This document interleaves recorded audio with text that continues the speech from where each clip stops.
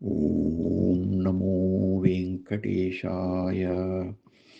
శ్రీమహాగణాధిపతయే నమః. శ్రీరామకృష్ణగురవే నమః. అనుర్బృహత్కృశస్థూలో గుణభృన్నిర్గుణో మహాన్ అధృతస్వధృతస్వాస్థ్యః ప్రాగ్వంశో వంశవర్ధనః. శ్రీ విష్ణు సహస్రం 90వ శ్లోకంతో నామస్మరణ చేసుకుని భీష్మోపదేశం విందాం.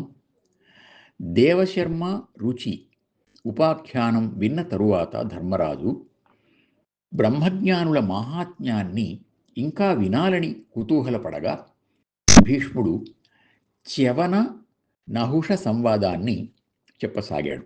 ధర్మనందన, భార్గవ వంశంలో పుట్టిన చ్యవనుడు గొప్ప యోగి. ఒకసారి ఆయన గంగా యమునా సంగమ క్షేత్రంలో నదిలో మునిగి నిష్ఠతో సుస్థిరుడై కూర్చొని నిశ్చల సమాధి స్థితిలోకి వెళ్ళిపోయాడు.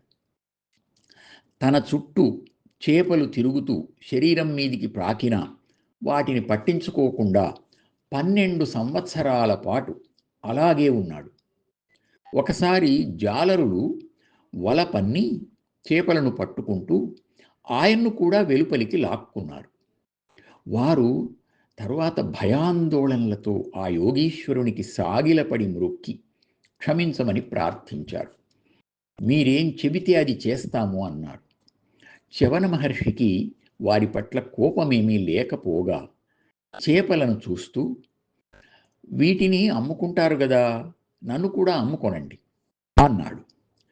దానికి ఇంకా భయపడి వారు తమ రాజైన నహుష చక్రవర్తి దగ్గరికి వెళ్ళి విషయం విన్నవించారు. ఆయన కూడా భయంతో తొట్రుపాటుతో మంత్రులను పురోహితులను వెంటబెట్టుకొని ఆ మునీశ్వరుని దగ్గరికి వెళ్ళి సాష్టాంగ దండప్రణామం చేసి జాలరులు చేసిన అపరాధానికి ప్రాయశ్చిత్తం చేసుకుంటాను చెప్పమని ప్రార్థించాడు. అప్పుడు చ్యవనుడు, రాజా, వారి ధర్మం వారు చేయడం తప్పెలా అవుతుంది? ఇంకా ఒక కర్తవ్యం చెబుతాను విను. వాళ్ళు కష్టపడి నన్ను వెలికి తీశారు. నా శరీరానికి తగిన వెలను వారి కష్టానికి ఫలంగా ఇవ్వడం ధర్మం అన్నాడు. ఆ మునిశ్రేష్ఠునికి మనస్సులో రవంతైన కోపం లేనందుకు ముందుగా రాజు సంతోషించాడు. జాలరులకు 1000 మాడలు, అంటే ఆ రోజుల్లో 1000 బంగారు నాణేలు ఇవ్వవలసింది అని మంత్రులకు చెప్పాడు. ఆ మాటలు విని చ్యవనుడు, రాజా, కాస్త న్యాయంగా చూచి ఇవ్వు అని అనగా ఆయన 10,000 అన్నాడు. ఇలా రాజు చ్యవనుని విలువను పెంచుతూ 1,00,000, 1,00,00,000, సగం రాజ్యం కూడా చెప్పాడు. చివరకు పూర్తి రాజ్యం ఇస్తాను అన్నా ఆయన అంగీకరించక, రాజా, నీ మంత్రులు స్నేహితులు అందరితో కలిసి ఆలోచించి తగిన నిర్ణయం చెయ్యి అన్నాడు.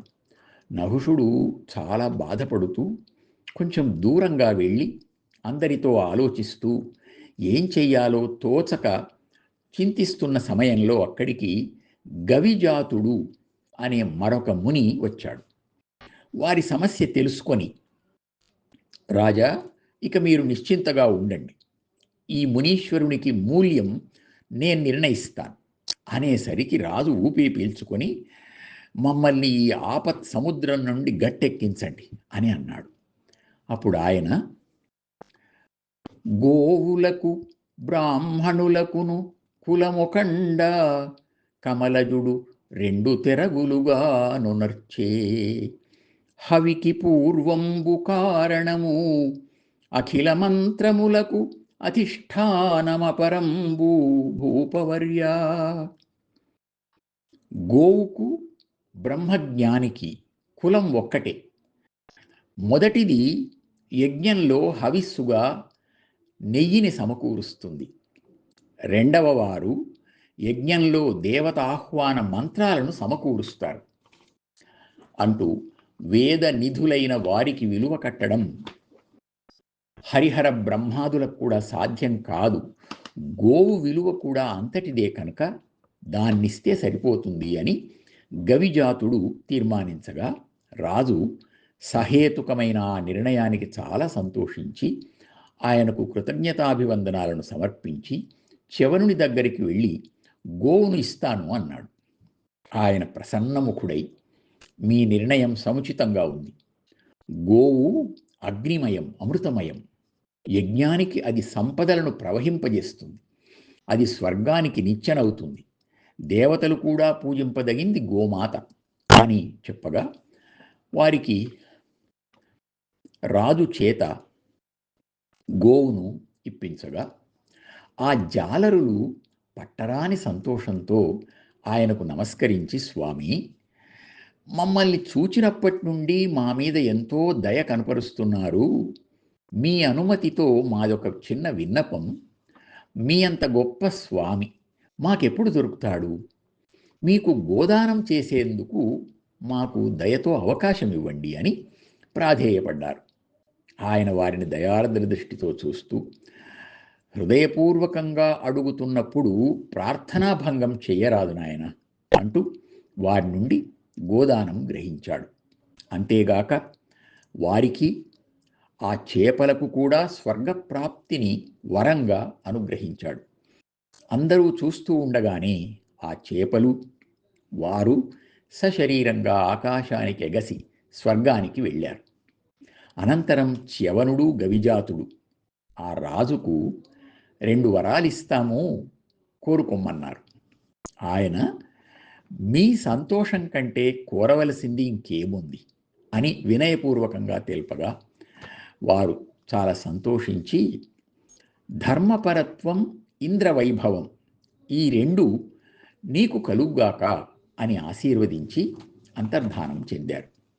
ఆ రాజు పరివారం ఆ మునుల గొప్పదనాన్ని, మహిమను ప్రశంసిస్తూ నగరానికి తిరిగి వెళ్ళారు అని భీష్ముడు చెప్పగా ధర్మరాజాదులందరూ కూడా ఆశ్చర్య ఆనందాలతో పరవశించారు. ఓం నమో వెంకటేశాయ.